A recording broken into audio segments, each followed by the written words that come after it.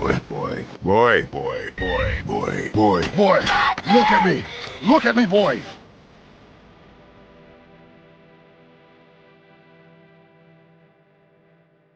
So to start off, I went with more of the older version Kratos. So you're going to want to pick up that Highland Axe. You can find that in Stormvale Castle pretty easily. It's right near the Grafted Scion. And if you'd like, you could just grab the regular hand axe. That also works too. So there's two different Ash of Wars you could put on these axes. For the first one, I put on Chilling Mist, and this will just send out a mist of Frostbite, and it'll apply Frostbite to your weapon, and now you've got a Frost Axe. The second one I did is Hoarfrost Stomp, and to be honest, whichever Frost Ash of War you like the best is probably the one you should choose. For Kratos' upgraded axe, the Stormhawk axe was actually really fun. It does have lightning abilities, so I don't know, maybe he'll actually gain lightning abilities in the new game. So he already gained Frost, so what's stopping him from taking Thor's power and now gaining some more lightning? Plus, it also kind of matches, and it looks really cool when he wields it. For all these axes, you also want to put the heavy affinity on them, that way they're scaling off of strength as much as possible.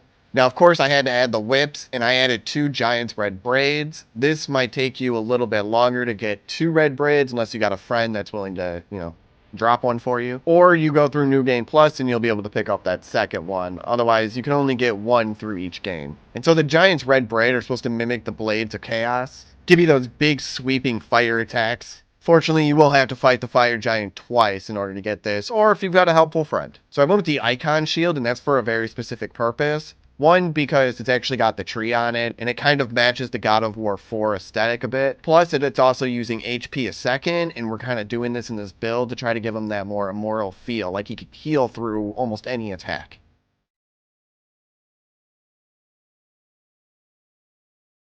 Now, since Kratos kind of went wild and angry and insane with all his fire attacks and everything else, well, I put on the Frenzy Flame Seal. This is going to allow you to use all 3 of the incantations, and I'll get to them because they're going to be quite interesting. This is also going to line up along with the consumables you see at the bottom, the Warming Stone and the Frenzy Flame Stone. For the armor, definitely grab those Champion Pauldrons. They look exactly like his armor. Just exactly. And for the gloves, the Bandit Manchets. You just got bloody wraps. Same thing, completely matches the God of War 4 aesthetic, down to a T. For the pants, I actually went with the Rotten Duelist Greaves. I thought these actually just looked the best. There's a couple other ones that you could change to if you just want to. It's your choice, whichever ones you think would look the best. But I thought the Rotten Duelist ones looked really good.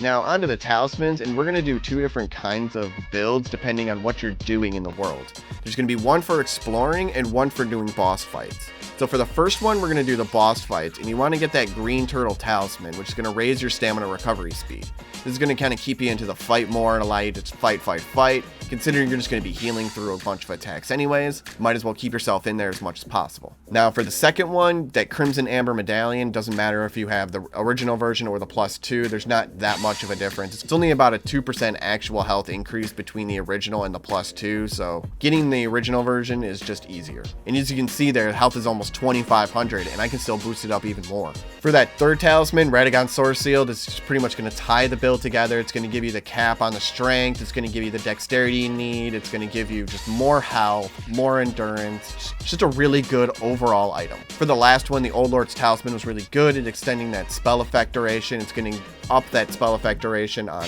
all of your incants, allowing you just to fight that much longer, that much harder, without having to reset all of your buffs. Now, for the Explorer's build, you can actually keep the Crimson Amber Medallion and the Radagon Sword Shield. Those ones are going to stay constant, but the ones you're going to change out will be the Turtle Talisman and the Old Lord's Talisman. And you're going to change those out for one, the Taker's Cameo, and that's going to restore HP upon defeated enemies. So while you're exploring, considering you're going to be beating up just a ton of enemies, you might as well just allow yourself to heal an extra 3% per kill. Now, the second one, the Blessed Dude Talisman, this was just kind of to keep more of the aesthetic. It's going to give you 2 HP a second, just adding on to the overall of what you can do while exploring. And we'll get to that at the end when we get to the incantations, and you'll see the actual full extent of how much you can really heal, because it can get quite insane. And the reason why is because of these Warming Stones and the Frenzy Flame Stone.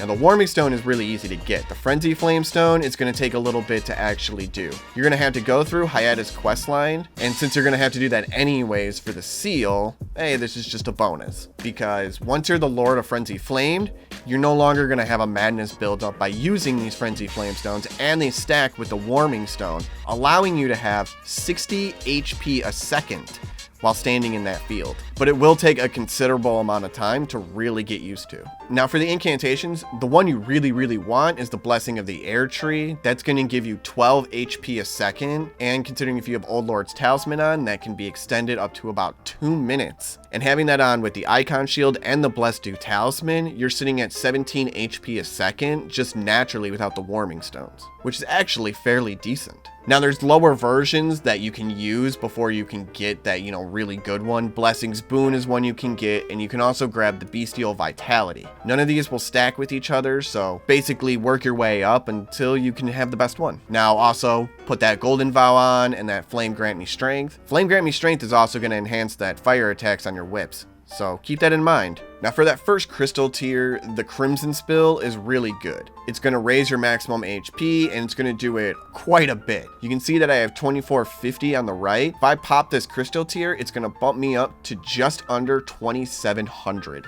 And that will last for 3 minutes. For the second one, I put the Cerulean Hidden tier on. This is all just for setup. Gives you that 15 seconds to allow yourself all that setup. The Blessing of the Air Tree, Golden Vow, Flame Grant Me Strength, and we're going to send out a summons, but we'll get to that because it's going to be a special summons. But first, I'm going to talk about a couple of other tiers that you could switch out for. You could pretty much switch out any of these two for any of these others. You can use Flame Shrouding, any of the elementals, or just more consecutive attacks. It's your choice. Now for the Great Rune, you want to use that Morgoth's Great Rune. Pretty much you want to keep that active most of the time. This, while active, was giving me near 500 extra health because it's based off of a certain percentage, and since we're raising health to an insane degree, boom, boom, boom, and you can see that health bar. It's huge. Now for the special summons, like I said before, I actually went with Latenna the Albinaric just to have an archer. She sends out a lot of arrows and it's really fun. And since her legs kind of don't work super well, she's also low to the ground, which kind of makes her the same height as Atreus. So we've got our boy. Boy. Come boy. Boy. No place for a boy.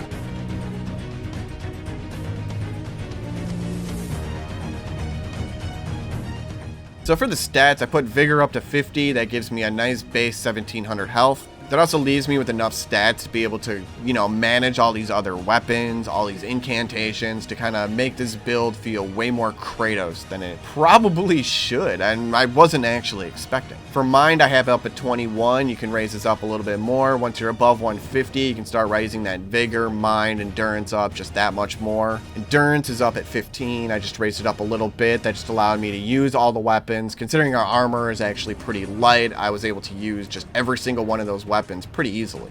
Strength is up at 75, and we'll hit that cap with Radagon Soreseal. Plus, Radagon Soreseal is giving us, more vigor, more endurance, and a little bit of dexterity. And that extra 5 dexterity is really good in order to use some of these weapons. So if you're above 150, maybe raise your dexterity up a little bit more so that way you can take out Radagon Soreseal at some point. Otherwise, dexterity, intelligence, arcane, I didn't need to touch. Faith is at 38, and that pretty much just allows me to use that Blessing of the Air Tree. You're going to need a decent amount of faith in order to use it.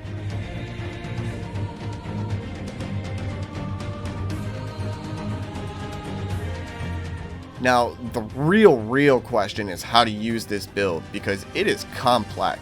And the setup actually does take a little bit and can be a little annoying. But it's also pretty worth it when you see that health gain. So once you got all your incantations going, you can go into the boss room, and then you can pop your Atreus and pop your Flame Grant Me Strength. That way you can utilize the time as much as possible. And then you really just want to find a time to start putting down those warming stones. You want to put down the Frenzy Flame Stone, and then you want to pop down that warming one. The Frenzy Flame Stone is actually not going to heal a boss or other enemies, but it also won't give you any madness buildup if you are the Lord of Frenzy Flame. So you're going to just utilize that main healing in that section just insanely, and you could just go nuts at fighting the boss. Although not too nuts, because in New Game Plus, they really hurt. But probably in New Game, it'll be a little bit easier. Now, I'd say for real one-on-one fights, and it's your choice what kind of style of the weapons you want, you can use the whips, and I would always say dual wield those whips, or you can use the shield and the axe. But with the one-on-ones, you're just going to want to use a good 1-2 attack, kind of get yourself out, reset, kind of just go and rinse and repeat like you normally would and you would fight. Try to stay in your area of the warming stone so that way you're just getting a bunch of healing. When it comes to a bunch of enemies and they're starting to surround you, that's when you use your skills. Your skills are just a bunch of big AoE attacks that are just gonna really help you out in a sticky situation more than anything. And considering your FP is a little bit low, you kind of want to use them in like I said, sticky situations. I actually had a lot of fun trying to learn this build, and like I said, it's pretty complex, and it's going to take you quite a bit to really get used to, especially with putting out a bunch of those warming stones. But hey, when you actually get it down, that healing is oh so sweet. Well, I hope you really like this Kratos build, and let me know in the comments below what other characters I should do, and I'll try my best to make them viable.